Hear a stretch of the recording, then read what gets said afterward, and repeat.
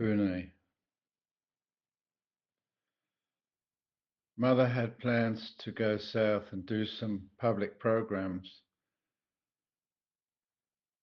There were two or three cars available, and it was decided we would drive down in a small convoy towards Pune. I had to squeeze into a car with some other yogis. It was very tight, and I've never liked being squashed up against other people like that, especially on a long car trip. But I had to grin and bear it. There was no other way. I'm still the same these days. I do like my own little bit of personal space around me. I'm sure everyone's the same. It's just that you get to tolerate things in other cultures that are commonplace. On the way down south, we arrived at a small fisherman's village right next to the ocean. Palm trees dotted about the place. It was late evening and quite dark, but it was just magical. And there was such joy and merriment in the greetings to Shri Mataji. Those fishermen were strong and wiry men, and it seemed like the whole settlement of their families were realized souls and knew Mother well. We gathered around Mother under the coconut trees, and there was laughter and talking and merriment. And one young man was clambering up with ease to bring down coconuts so that we could drink the water.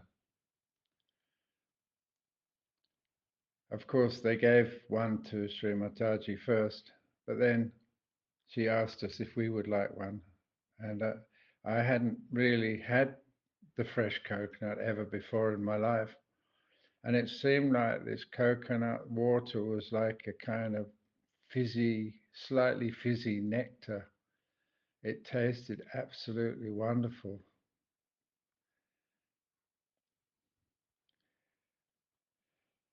And then, with all the joking and laughing around, I had one of my moments that I was prone to of, being the clown. And I decided to try and climb up a tree, but got stuck halfway and had to slide down carefully. Mother was laughing along with everyone else. I also thought it was quite funny too. That night, we all slept in a large room, the men, and the women slept in a separate place, and they had a room in another part of the village for Sri Mataji.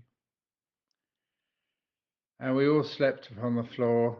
When I awoke in the morning, I found the fishermen were all standing up meditating, and I'd never seen that before. So I joined them, and we stood there, our hands out, meditating in the early morning light. Then I went for a dip in the slack and opaque ocean that lapped at the beach. Wherever I was near an ocean, I just had to get into it. Our little convoy continued on down south later that day,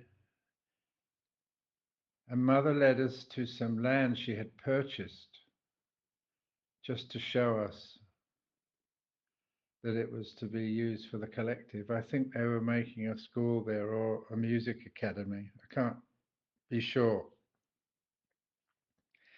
Mother, as we walked around, Mother was pointing out the features of the land, and then she looked up at some clouds that were passing overhead and directed me to look. Have a look at those clouds. And I began to sort of comment on them and kind of use descriptive language. And she got quite annoyed with me and just brusquely said to me, just look at them and enjoy them. It can be a painful process seeing one's own defects of character and trying to correct them. and it has been a life's work.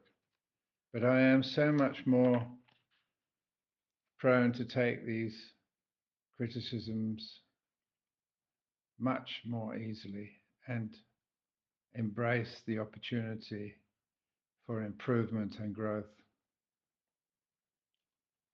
We all loaded into the cars again and headed to Pune, where Mother was giving a public program.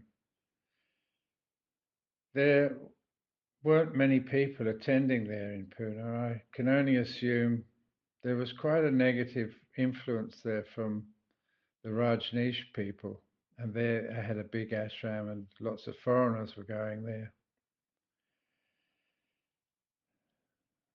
But that was the phenomena of the times, and Mother's work was very powerful, and nothing could stop the foundations of the Spirit forming, because that power of the Spirit cannot be overcome by anything in the world. That was my time in Pune.